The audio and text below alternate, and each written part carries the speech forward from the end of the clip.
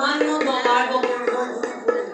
সেই ৩-৪ বছৰ তিতা কেহা খাই খাই জীৱনটো আৰু টানিব নোৱাৰিম যেন পাইছোঁ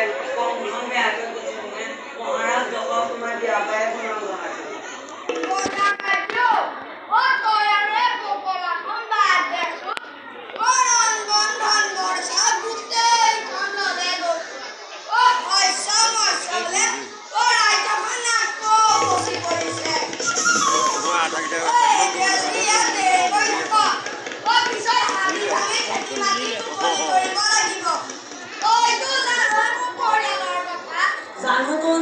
পাতিধাৰী পুধাৰীকৈ বেল বেলকৈ ল'ৰা ছোৱালী জন্ম দি এতিয়া খাল দেখাই ফুৰিছ অলপতো ভাবি চাইছো পুৰণা